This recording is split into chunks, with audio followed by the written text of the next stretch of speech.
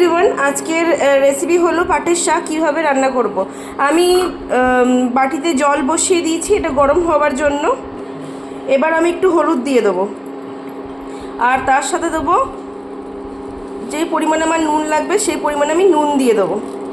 অল্প দেবো, কেননা শাক অনেক সময় সবসময় তো কমে যায় পরিমাণে, এটা ভালোভাবে ফুটবে। আচ্ছা, একটু খাবার সোডাও দিয়ে দেবো 1 চিমটে মতো।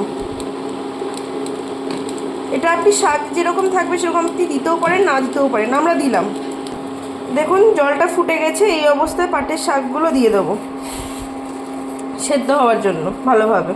এভাবে ভালো করে উল্টে পাল্টে দেবো, ওপর থেকে নিচ ভালোভাবে উল্টে দিতে হবে।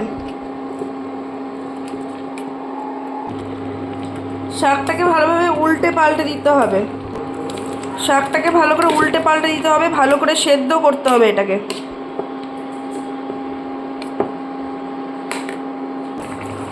দেখুন ভালোভাবে সেদ্ধ আমার হয়ে গেছে শাকগুলো। ভালো করে উল্টে পাল্টে দিয়ে ভালো করে সেদ্ধ করে নেবেন। এটা আমি এবার বন্ধ করে দেবো। আমার শাক একদম ভালোভাবে সেদ্ধ হয়ে গেছে, ঠিক আছে। আমি একটু রসুন এখানে থ্যাতো করে নিয়েছি। আমরা রসুনের ফ্লেভারটা একটু বেশি দিই, কারণ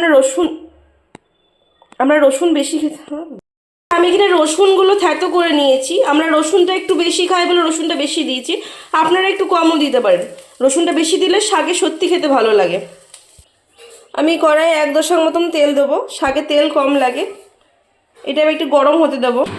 আচ্ছা, তেলটা গরম হয়ে গেছে, আমি একটা শুকনো লঙ্কা কেটে দিলাম, আর আমি যে রসুন থ্যাতো করে রেখেছিলাম সেই রসুনগুলো দিয়ে দিলাম। এবার এটা দিয়ে ভালো করে ভাজতে হবে।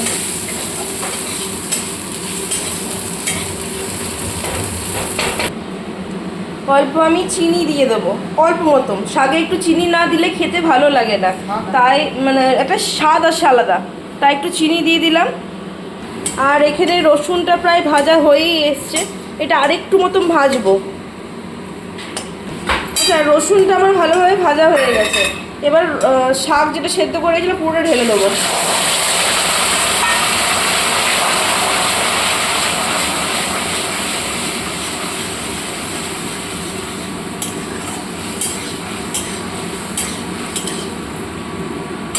এটা একটু ফোটাবো ভালোভাবে ঢাকা দিয়ে। দেখুন আমার শাকটা ফুটে গেছে, ভালোভাবে হয়ে গেছে।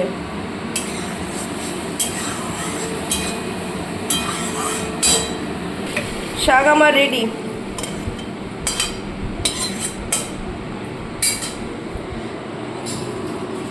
দেখুন এই যে এটা ঝোল রয়েছে, এটা একটু না থাকলে ভালো লাগে না। একটু ঝোল ঝোল থাকলে কি, অল্প জল দিলে একটু ঝোল ঝোল থাকলে খেতে ভালো লাগে।